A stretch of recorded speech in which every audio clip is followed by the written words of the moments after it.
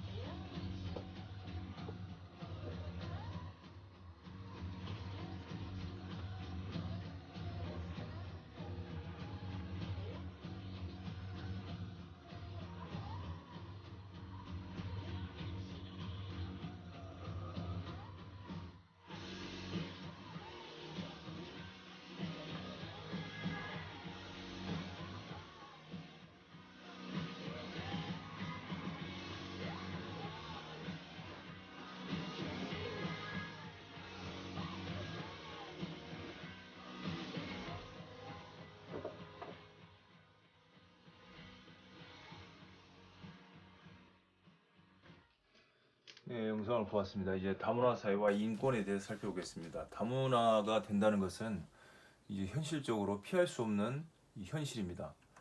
이 다문화 사회 한국화만 강조한다는 것은 그럴 수도 없죠. 지금 여러 현상들을 통해서 인간이 기본적으로 언어적이고 문화적인 존재입니다. 그리고 인간의 문화는 이 문화 이론과 문화 철학이란 책에서 보면 이런 말을 합니다. 원승용 교수님이 쓰셨는데요. 문화 이론과 문화 철학에서 이런 말을 합니다.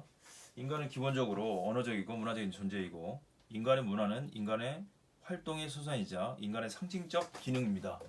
이 이야기를 하는 분은 카시러라는 분입니다. 인간이란 무엇인가? 에르스틴 카시러라는 분이 이분이 인간에 대해서 인간의 문화는 인간의 활동의 소산이자 인간의 상징적 기능의 산물이라고 말합니다. 문화는 언어와 각종 도구를 사용하여 자연을 변형하고 개량하여 만들어진 인간적 세계라고 볼 수 있습니다. 문화는 우리 시대의 최대 화두이며 원하든 원하지 않든 우리는 그 현상을 현실로 마주하고 있습니다. 다양한 인간이 존재하기에 문화 역시 다양할 수밖에 없습니다. 모든 언어와 문화는 인간에 의한 인간을 위한 것이라고 할 수 있습니다.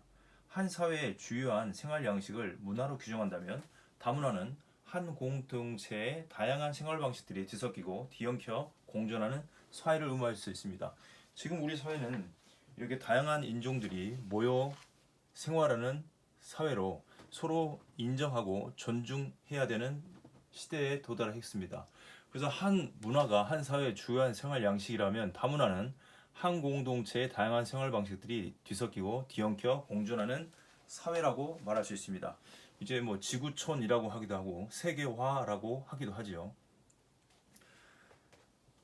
이 다문화 사회를 구성하고 있는 다문화인은 누구나 자신의 권리를 행사할 수 있습니다.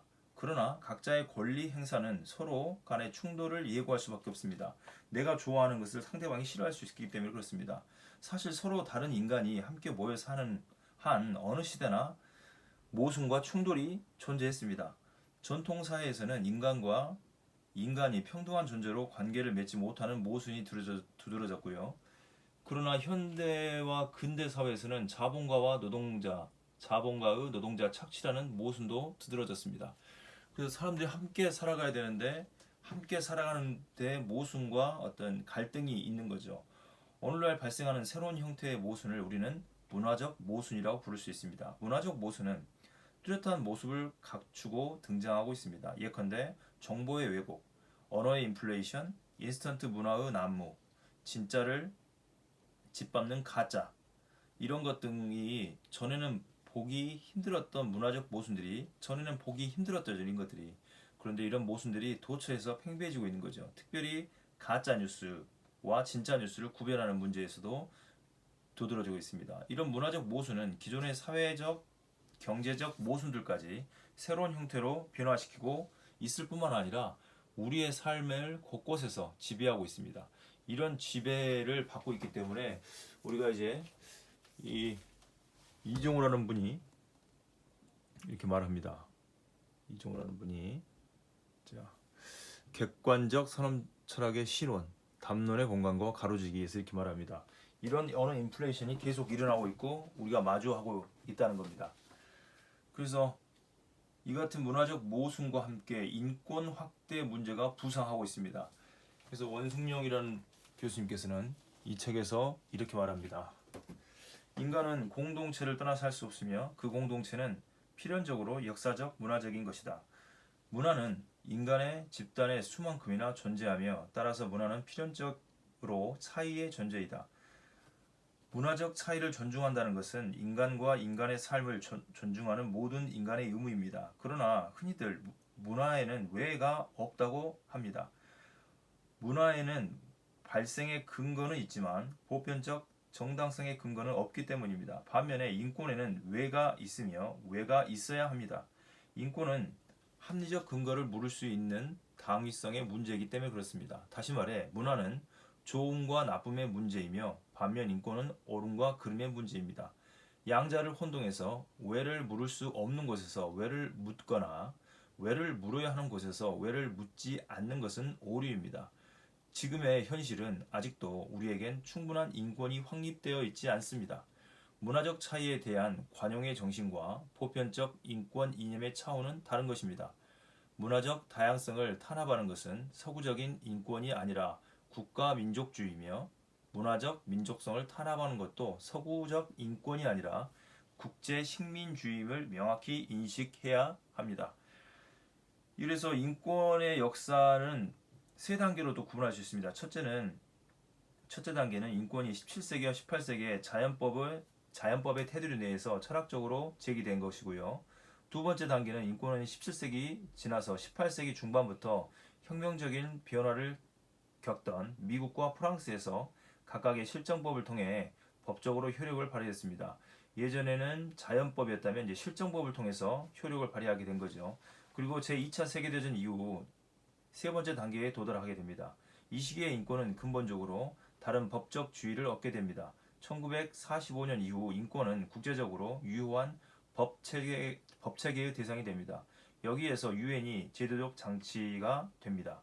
이러한 법체계의 역할, 맹아의 역할한 것은 1948년 12월 10일 보편적 인권 세계 선언문입니다. 세계 인권 선언문이었다고 말할 수 있습니다. 이 세계 인권 선언문이 등장함으로써 1948년 12월 20일 이때 보편적 인권 선언, 세계 인권 선언문이 나왔습니다. 그리고 이제 우리 안의 타자를 쓰신 분, 이 박구영 교수님이 우리 안의 타자에서 이렇게 말합니다. 박구영 교수님 따르면 일반적으로 인권은 법적 개념으로 이해되지만 엄밀한 의미에서 보면 도덕적 개념에 가깝습니다. 인권은 도덕적으로 정당화된 인간의 권리를 가리킵니다. 인권이 법적 개념이 되려면 실정법의 형태로 전환되어야 합니다. 이렇게 실정화된 인권은 기본권으로 불립니다. 따라서 인권이 도덕적 개념이라면 기본권은 인권의 법적 개념이라고 할 수 있습니다. 일반적 통용과 달리 도덕이 의무 중심 이념 체계라면 법은 권리 중심 이념 체계라고 할 수 있습니다. 도덕은 우리의 내면까지의 영향력을 행사하는 강력한 규범 체계입니다. 이에 반해 법은 한 인간의 내면 세계를 그의 자유공간으로 인정하고 그 속에서 이루어지는 모든 의도와 지향을 그의 권리로 인정합니다. 법은 세 가지 점에서 권리 중심의 이념 체계를 할 수 있습니다. 첫 번째로 법은 구체적 행동으로 이해되는 것만을 문제 삼고 인간의 내면 세계에 이루어지는 모든 것을 그의 권리로 인정합니다. 두 번째로요. 법률 형식을 통해 구체적으로 규제된 행위만을 문제 삼고 다른 모든 외적 행위에는 개인의 권리로 인정합니다. 마지막으로 범법 행위에 대한 처벌을 범죄자의 인권에 대한 처벌이 아니라 범죄 행위에 대한 처벌로 이해함으로써 인격을 처벌 불가능한 개인의 권리로 인정하는 겁니다. 다문화 사회에서 개인 혹은 다문화인은 자율적 존재로서 독자적인 선택의 자유를 지니고 있습니다. 타인에 대한 존중은 누구나 자신의 방식대로 삶을 살 권리가 있다는 것과 다양한 가치들 중 가장 좋은 것을 선택할 수 있는 권리가 있다는 것을 함축합니다. 선택한 것에 대해 존중받을 수 있는 권리가 있다는 생각은 근대 정신을 나타내주는 자유주의와 개인주의를 이를 토대로 두고 탄생한 것입니다. 이 같은 자유주의와 개인주의의 뿌리를 둔 또 하나의 사회적 가치는 다원주의라고 할 수 있습니다. 그런 다원주의가 이제 인권, 문화적 차이도 중요하죠. 그렇지만 인간과 인간의 삶을 존중하는 모든 인간의 의무라고 할 수 있습니다.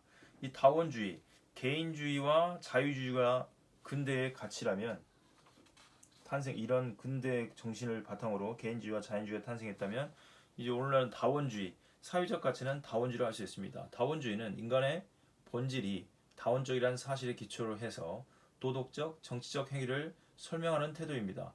다원성, 곧 상대성을 옹호하려는 대부분의 철학자들은 자신의 입장을 상대주의라고 부르는 대신에 다원주의라고 부르고 있습니다. 이렇게 다원주의는 문화의 다양성과 특수성을 보장한다는 것을 함의합니다. 다원주의는 계층과 집단과 사상이 다른 이들 간의 충돌을 예방하기 위한 그리고 서로 다른 문화권의 권리를 존중하기 위한 불가피한 현실입니다. 그러나 문제는 다원주의 혹은 다문화주의가 다양한 계층과 영역에서 나타나는 혐오와 증오, 그리고 차별과 배제의 문제를 어떻게 해결하고 영위할 수 있냐는 것입니다. 만약에 차별과 배제의 문제를 영위하거나 해결하지 못함으로써 우리 사회는 못하고 있기 때문에 우리 사회는 혐오 사회로 접어들고 있습니다. 그래서 인권이 부각되는 거죠. 인권 개념을 다시 한번 설명해 드리면 일반적으로 인권은 법적 개념으로 이해되지만 엄밀한 의미에서 도덕적 개념에 가깝습니다. 그리고 인권은 실정법, 그리고 실정법화된 인권은 기본권에 가깝다고 말씀드릴 수 있습니다. 인권은 옳고 그름의 문제이고 문화는 좋고 나쁨의 문제라고 볼 수 있습니다. 그래서 자율적 존재로서 독립적 선택의 자유를 가진 존재, 내가 자유를 갖는 것처럼 내 자신의 방식대로 살 수 있는 권리가 있는 것처럼 타인도 자신의 방식대로 살 수 있는 권리가 있다는 것입니다. 그래서 다양한 가치들 중 가장 좋은 것을 선택할 수 있는 권리가 있기 때문에 내가 존중받고 싶은 것처럼 타인도 존중해 줘야 한다는 거죠. 그러면 이제 그 다음 영상으로 넘어갔어요. 자유주의와 개인주의의 뿌리를 둔 사회적 가치는 다원주의라고 말씀드릴 수 있고, 문화의 다양성과 특수성을 보장해야 되는 거고, 그렇게 다양성과 특수성을 보장함에도 불구하고 문화적 충돌을 예방할 수 없게 됩니다. 그래서 타 문화권의 권리를 존중해야 되는 거죠. 내 문화권의 권리를 존중받고 싶은 것처럼 타 문화권의 권리도 존중해야 한다는 겁니다. 다문화 사회는 다원주의로 이행하고 있고, 이렇게 이행하고 있는 상태에서 다양한 계층과 영역에서 나타나는 혐오, 증오, 차별, 이것을 해결할 수도 없고 해소할 수도 없다 그러면, 그런 데서 나오는 문제는 혐오주의라고 할 수 있습니다. 그래서 가짜 난민은 아웃시켜야 된다고 생각하고, 또 정치에서도 혐오 발언이 많이 나오죠. 또 지역 간의 혐오가 있을 수 있고요. 또 어떤 성소수자 내지는 성차에서도, 또 대학 간에도 어떤 지방대, 그리고 서울, 인서울 이런 것들을 통해서 서로 배제하고 차별하는, 그리고 혐오하는 혐오주의가 계속 등장하고 있습니다. 인종차별과 혐오주의가 등장하고 있는 거죠. 그래서 지금은 이런 문제를 어떻게 해결할 수 있는지 다시 정리해서 말씀드리면, 다양한 영역에서의 거센 혐오의 물결이 일어나고 있습니다. 외국인 혐오, 정치인 혐오, 종교인 혐오, 장애인 혐오, 성소수자 혐오, 여성 혐오, 난민 혐오. 이 난민 혐오는 요즘에 이제 발생하고 있는 것이죠.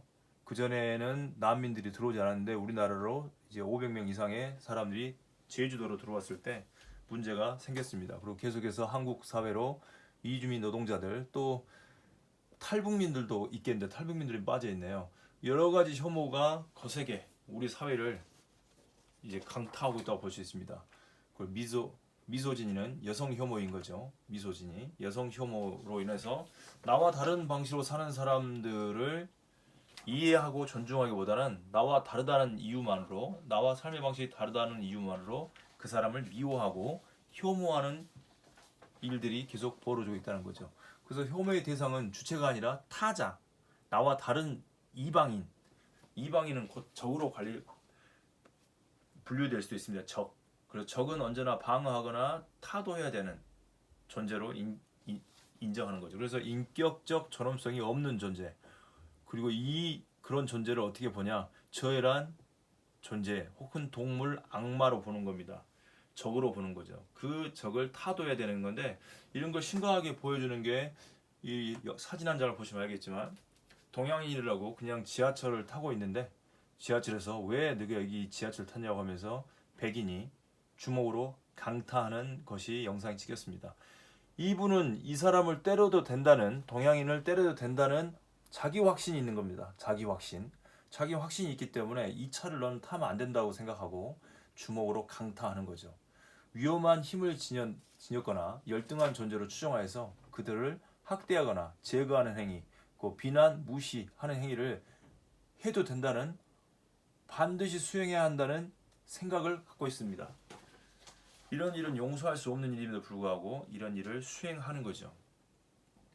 한국에서도 이제 외국인 노동자들을 심하게 대해야 한다는 거, 그런 것도 또 어떤 확신이, 저 사람은 심하게 대해도 된다는 어떤 확신이 있기 때문에 일어난 일입니다. 그러나 다원주의는 인간의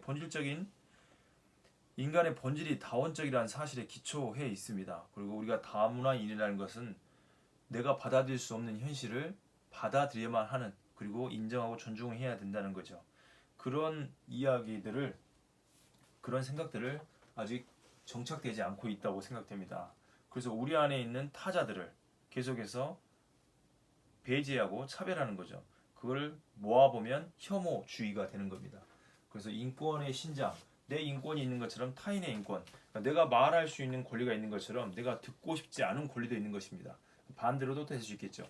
이런 것들을 이제 계속 생각해 봐야 되는 거죠. 이 다음 영상에서는 원초적 혐오와 투사적 혐오, 그리고 그 다음 영상들에서 계속 이 문제에 대해서 생각해 보도록 하겠습니다. 그러면 이 다문화 사회와 인권 문제, 그리고 자민족 중심주의에서 자민족 중심주의와 다문화주의에 대해서 우리가 함께 살펴봤습니다. 다음 영상에서는 원초적인 혐오와 투사적 혐오에 대해서 누스바움, 혐오에서 인류애로라는 책을 에서 말하는 누스바움의 성적 지향과 헌법, 이 책에 대해서 함께 살펴보도록 하겠습니다. 수고하셨습니다. 다음 영상에서 뵙겠습니다.